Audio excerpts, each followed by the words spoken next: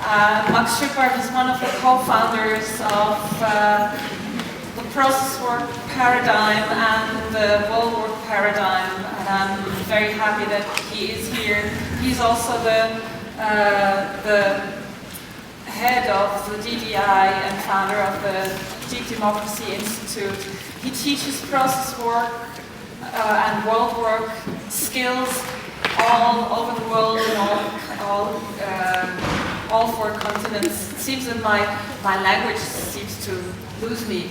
So maybe I shouldn't talk more and just invite Max Schupbach. He will be talking about ghost roles in organization, these invisible forces that can be used to create change and that we have the tendency to not like to see. Thank you so much for being here.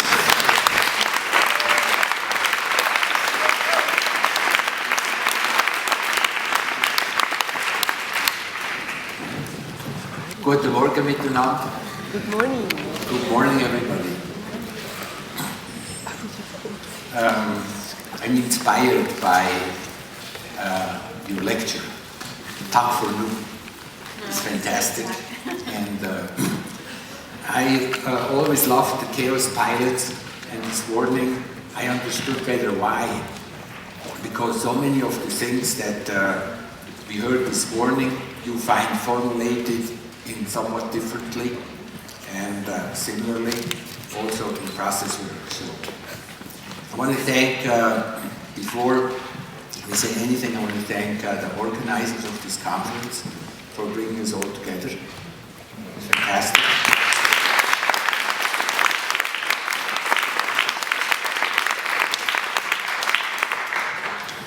And the very concept of bringing different schools together and beginning and starting a dialogue between the various approaches, finding out how similar we are, how we're different, that we can learn from each other. I think it's an absolutely fantastic idea.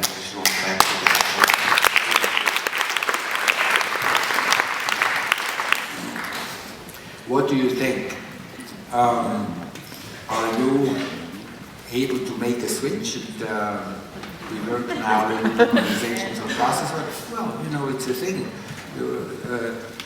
We think along in many ways with what happens here in the front, and you know, so it takes a little time to switch. Is that a good moment? Yeah. Okay. I thought last night. I thought back. I just take a minute for that. I used to live in Zurich 30 years ago, and about 30 years ago, among the first students of Arnold Mindell, we sort of decided to come out. And I don't know if you already heard that in this conference, we had our first lecture series where we presented something that we started to call process work. Did you hear about that already? And it was in the Gemeindehaus Seefeld. And we had this huge crowd. So at least 20 people. If not 25. And it was exciting, and we all gave a lecture on working with the drink money. And here we are 30 years later, and the baby has grown up. Well, maybe that's exaggerated. Process work will never grow up. It'll always have a childlike aspect to it, but it's become stronger. And I just want to thank all of us here, my colleagues that are here, the students that are here, our various collaborators and clients who have helped us to become where we are today. I want to thank you really a lot for that. It's fantastic. Sorry, I have to.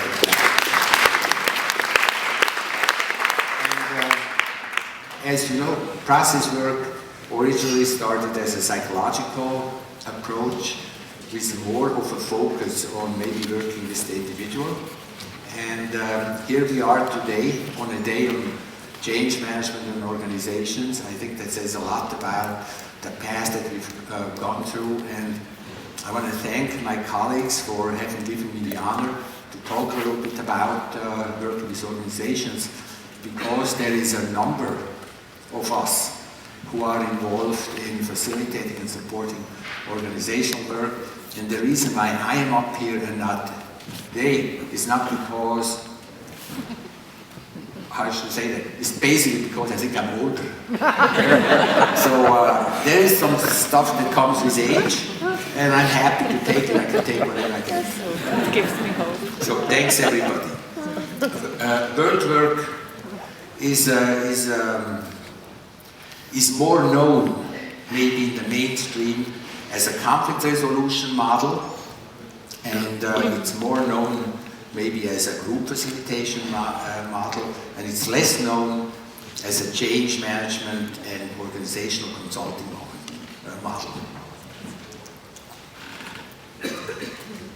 Why can we also use it for that?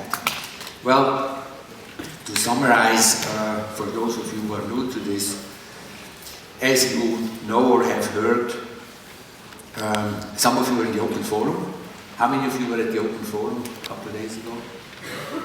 So you sort of got a sense there of an approach that we use, where we have a large group facilitation method who looks at what kind of information is in the room, what roles are in the room, what roles are politically correct, and what roles are to be allowed to state clearly without the fear of immediate negative response in a particular context. And then there is roles and information that is harder to bring forward. It's being marginalized. It appears as ghost roles, as we call it, and usually has an active life in the gossip column over the coffee breaks.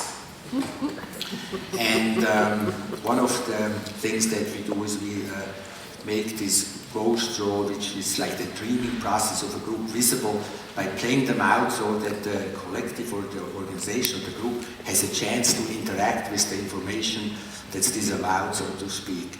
And out of that, a lot of new, different, and interesting solutions come forward.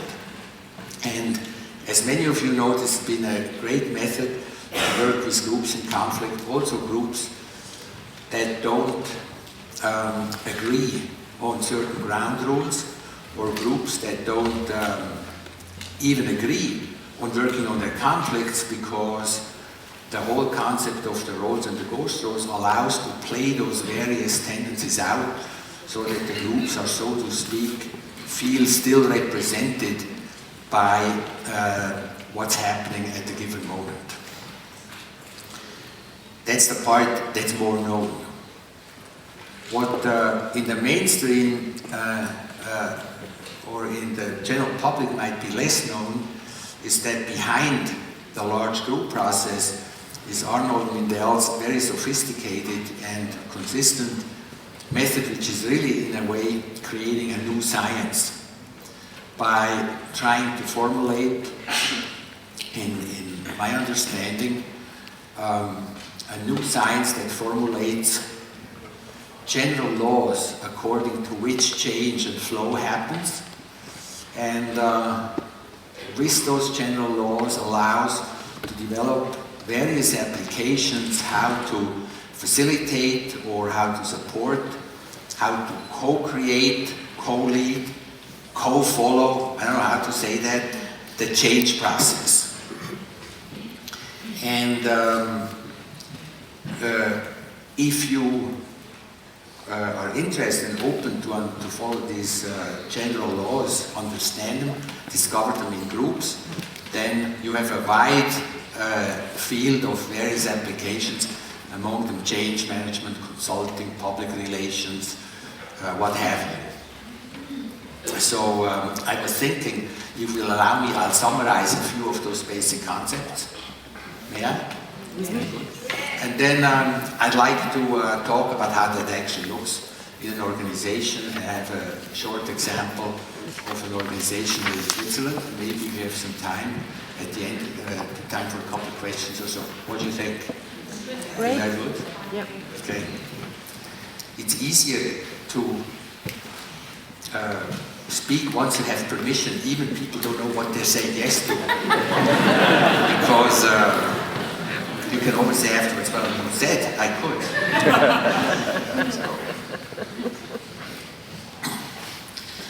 Well, let's see. New paradigms and new sciences, it's a big topic. And I was wondering and interested in what people were saying about nonlinear dynamics this morning and the other times of the conference. We also in world work, as I understand it, have a concept that what looks maybe at a given moment, in a given moment chaotic, actually has a pattern underneath, and that pattern is highly structured, and disturbances and weirdness and things that don't work, things that are out of order, or things that are queer, actually are meaningful, and if you want so, are the leading force behind change. What is marginal today is the future of the organization and the collective tomorrow. And so in that sense, we also believe in some of similar ideas like in nonlinear dynamics.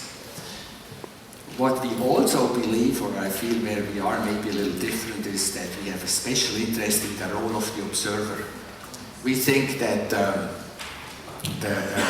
that's Arnold Nidel's approach that he has written in Depth in Quantum Mind, which is, by the way, translated into German by Achim Goeres, who is sitting here.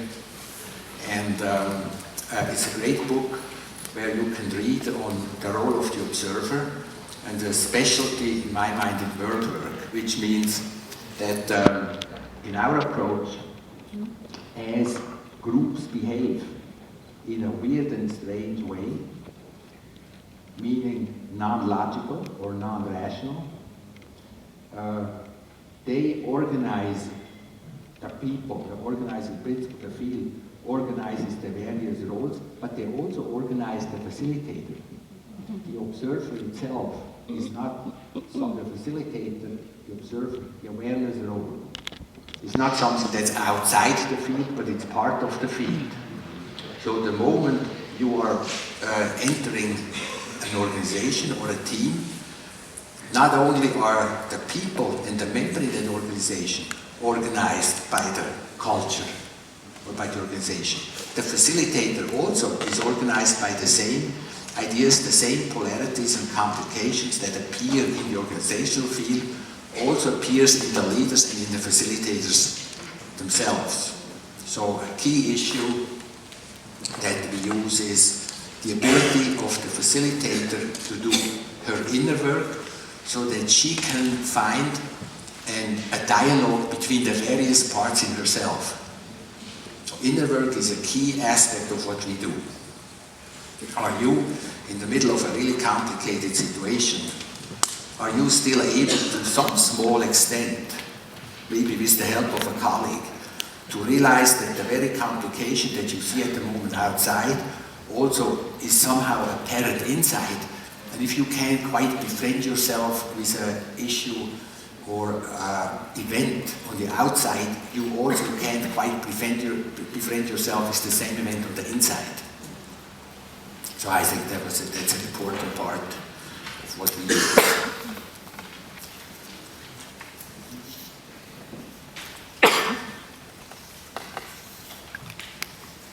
Another important part that we use that I think is also interesting if you think of the various lectures we heard over these past few days is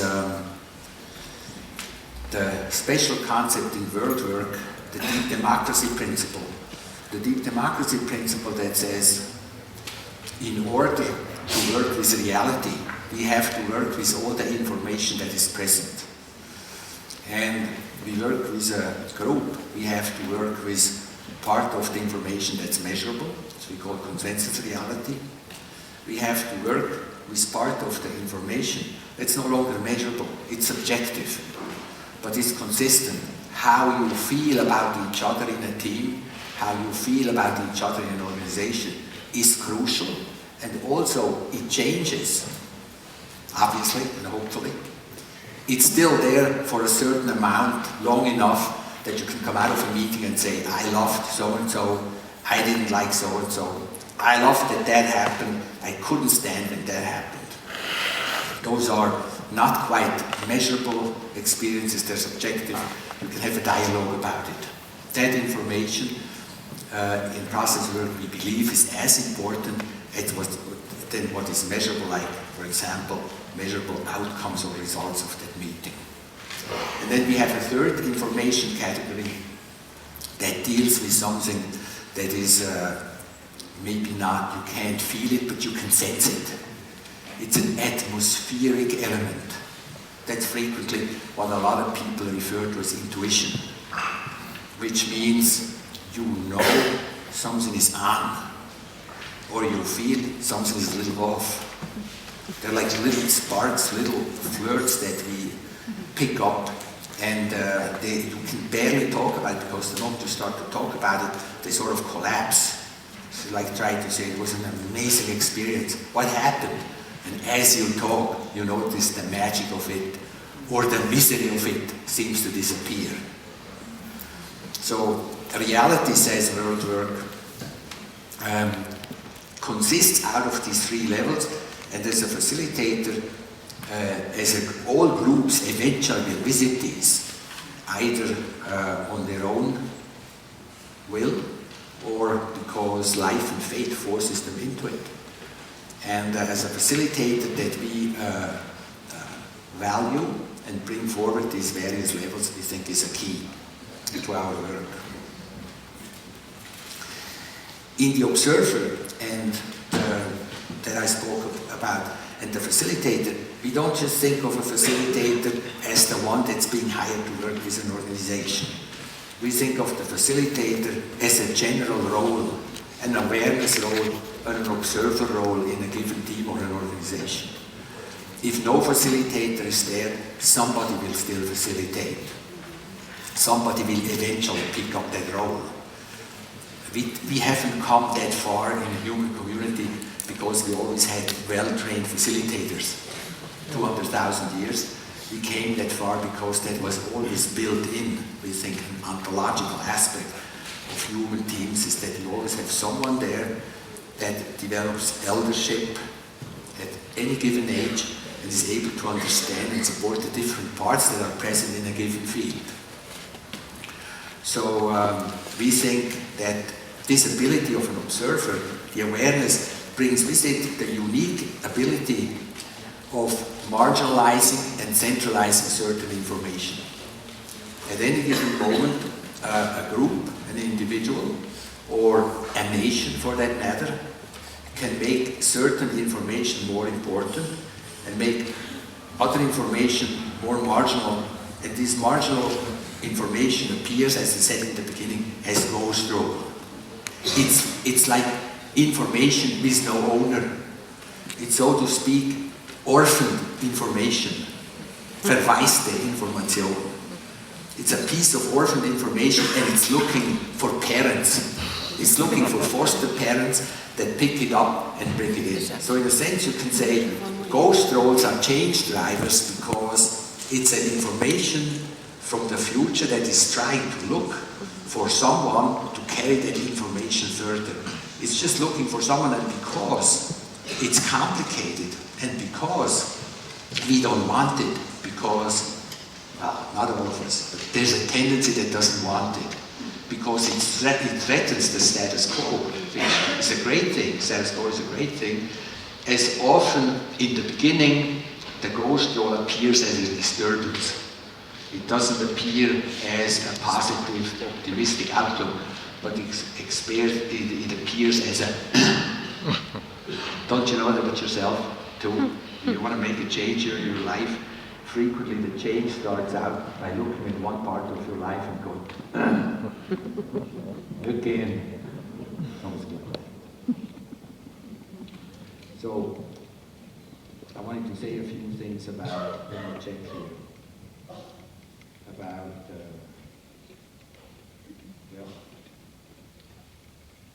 yeah. So I think those were the highlights I wanted to mention about world work. Let's see. give myself and everybody a moment to think about that, because I like to talk about an organization.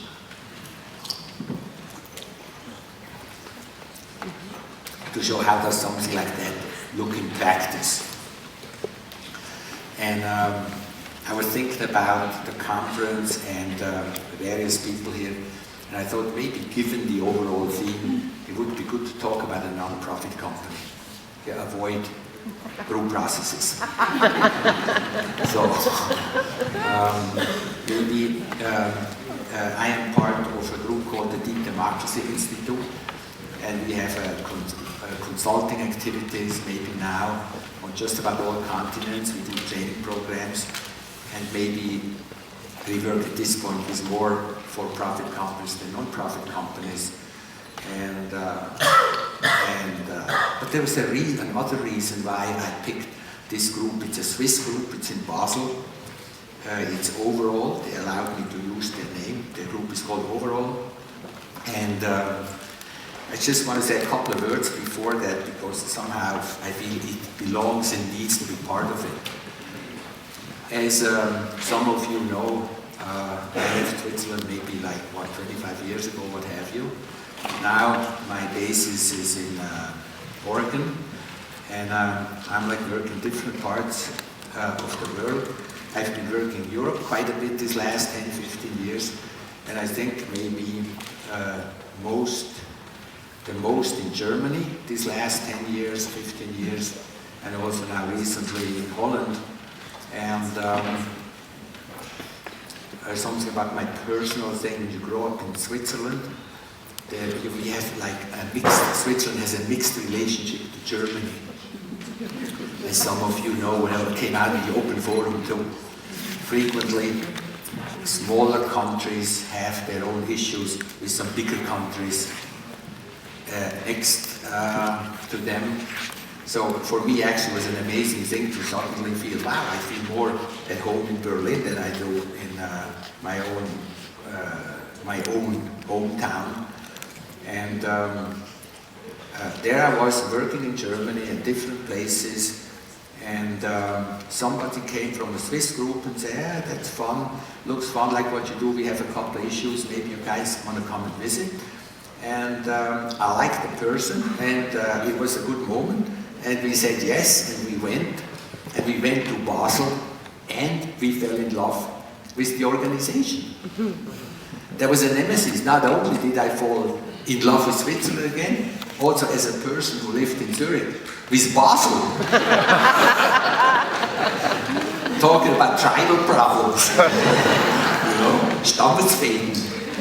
So, and I thought that was, for me personally, a very rewarding thing to come back after many years and rediscovering my own roots, my own country, how much it has changed, how much openness has been present, how much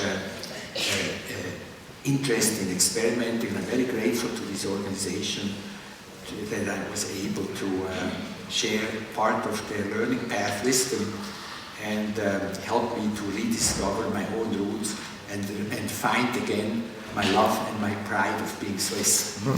Thank you all.